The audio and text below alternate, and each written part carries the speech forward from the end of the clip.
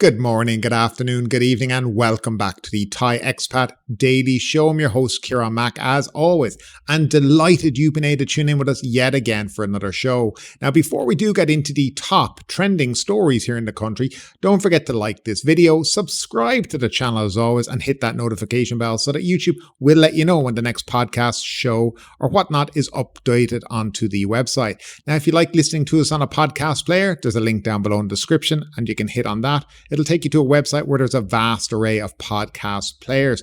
If you also like listening to a short form version of this, you can check us out on TikTok, and there's also a link down below in the description. Now, if you want to support the show, you can do so by buying us a coffee, link down below in the description as well. And you can also become a channel member, and all the information is also down in the description because that's where everything is kept. But now we're done and dusted with all that. Let's jump into those top stories today. Parole former Prime Minister Thaksin Shinawatra's recent visit to Phuket, which he described as a private leisure trip, has stirred controversy due to his meeting with local officials and business figures on the island. Concerns have been raised about the true purpose of his visit and whether it violated his parole conditions. Thaksin's activities during his trip, including inspecting development projects and offering suggestions, have prompted questions about their appropriateness given his status as a parolee. While technically released on parole, Thaksin remains under probation and is expected to limit his travels. Critics have pointed out that Thaksin's privileges and high-profile visits contrast with the restrictions placed on other parolees. His actions are seen as sending a message about his influence, especially considering the attention they garner compared to official government activities. Thaksin's encounters with high-ranking officials and business leaders during provincial trips have become a recurring issue, prompting further scrutiny of his activities and their implications. A French businesswoman, Catherine Delacote, passed away in Koh Samui, leaving approximately 100 million baht worth of assets to her Thai maid, Lutwali Phupongta, who had served for 17 years. Delacote, 59, owned 5 pool villas on the island, with the assets including the villa where Nutwalai lived, a nearby land plot, cash, a car, and other possessions. Now, according to Nutwalai, Miss Catherine and her ex-husband relocated to the island 12 years ago, but they later divorced, leaving Delacote to reside alone in the villa. Police reported Miss Catherine's death from a firearm on Monday. Her body was discovered beside her swimming pool with a gunshot wound to her left temple and evidence of gun residue on her left wrist. Investigators found a 45mm automatic firearm, a bullet shell, vodka, sunglasses and cigarettes near her body, with a spent bullet inside the villa and a gunshot hole in one of the villa's doors. Ms. Catherine had previously sent messages indicating her intent to leave her assets to Nutwalai and had transferred funds for her funeral. Nutwalai believes Miss Catherine committed suicide, mentioning that the deceased had mentioned battling cancer, but had not expressed intentions of ending her own life. The firearm found at the scene had been acquired by Miss Catherine following a previous break-in at the villa.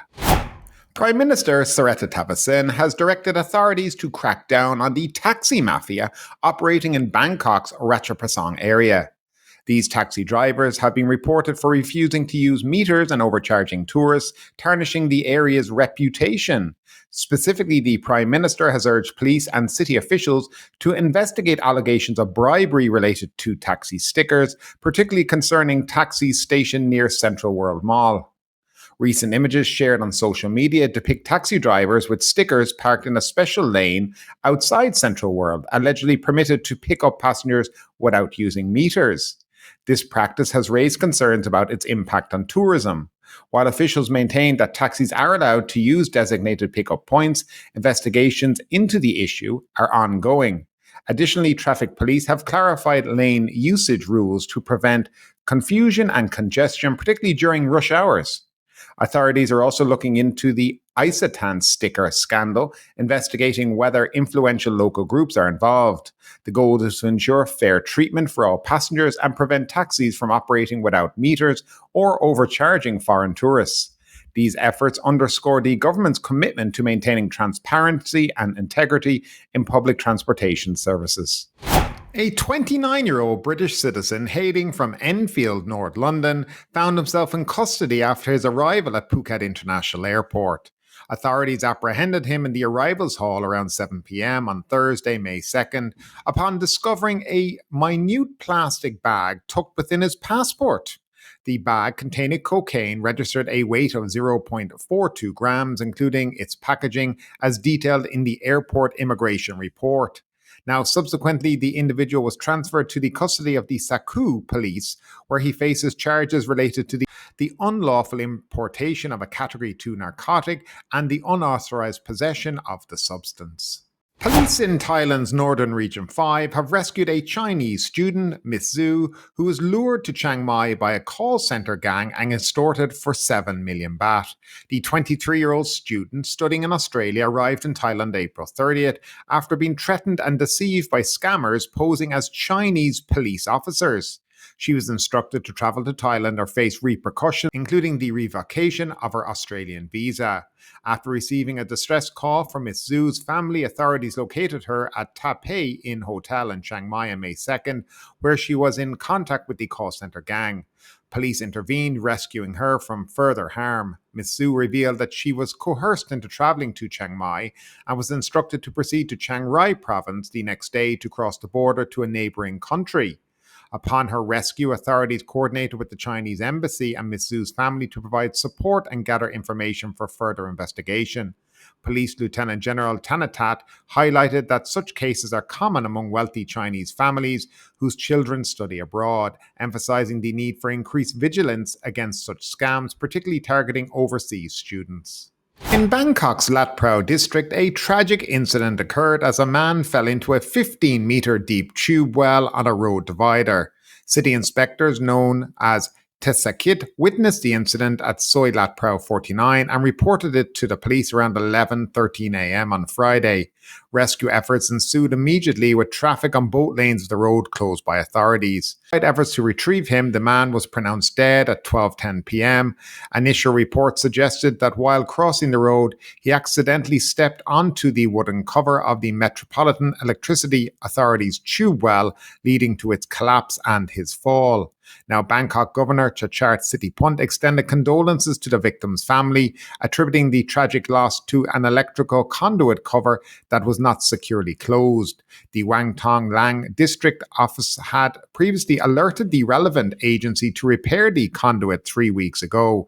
The Bangkok Metropolitan Administration pledged to collaborate with the MEA to offer compensation to the victim's family. Thai Prime Minister Srettha Thavisin has proposed organising a friendly match between legends of Premier League giants Liverpool and Manchester United. During a meeting with Liverpool legends at Government House, including Michael Owen, Steve McManaman and Robbie Fowler, the Prime Minister pitched the idea, which was positively received.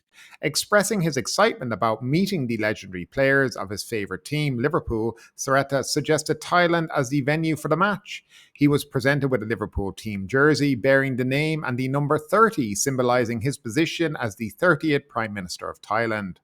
Following the meeting, the Prime Minister revealed that Liverpool agreed to the offer, showing interest in visiting Thailand not only for the match but also to collaborate on the development of Thai football, particularly at the youth and professional levels. So as we conclude today's episode, I want to invite you to share your thoughts in the comments below. The show isn't just about delivering news, it's about fostering a conversation. Your insights and perspective matter to me. So keep the dialogue alive, like this video, subscribe to our channel and share it with others. Your support means the world to us. I'm Kieran Mack. You've been tuning in to the Thai Expat Daily Show. Until next time, take care and stay engaged.